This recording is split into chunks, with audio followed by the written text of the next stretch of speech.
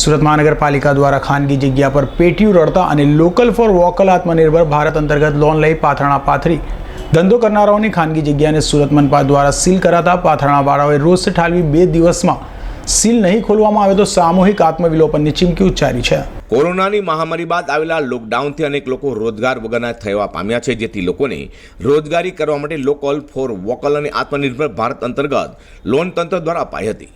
Loan લઈને અનેક પરિવાર દ્વારા પાથરણા પાથરી ધંધો વેપાર શરૂ કરાયો છે। જોકે આવી રીતે લોન લઈ ધંધો કરી પરિવારનું પેટીયું રડનારાઓને અચાનક જ મહાનગરપાલિકાની ટીમ દ્વારા રોડ પર લાવી દેવામાં આવ્યા છે। વાત છે સિંગણપુર 4 રસ્તા પાસે આવેલા ખાનગી જગ્યામાં લાગતી માર્કેટનું।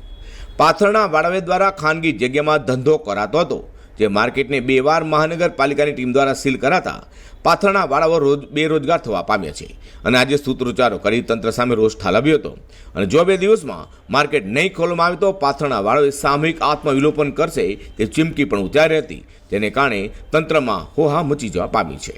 મારું નામ મુરજીભાઈ સુરભાઈ ગોહિલ, હું સિંગણપુર 4 રસ્તા ઉપર આવેલ હરેકૃષ્ણ લેસ માર્કેટમાં સાડીનો વેપાર કરું છું અને હાલ સુરત મહાનગરપાલિકાએ 1 મહિનાની અંદર અમારા માર્કેટને 2 વાર સીલ માર્યું અને સીલ મારી અને અમારે રળતું પેટીયું બંધ કરેલ છે કે પ્રધાનમંત્રી આત્મનિર્ભર લોકલ ફોર વોકલની અમને સહાય આપેલી, જે સહાય દ્વારા અમે આ ધંધો કરતા હતા અને એ ધંધો અહીંના સ્થાનિક કોર્પોરેટર સિમનભાઈ પટેલ દ્વારા બંધ કરાવવામાં આવેલ છે। સુરત મહાનગરપાલિકાને દબાણ કરી અને અમારું હાલ માર્કેટ સીલ કરવામાં આવ્યું છે।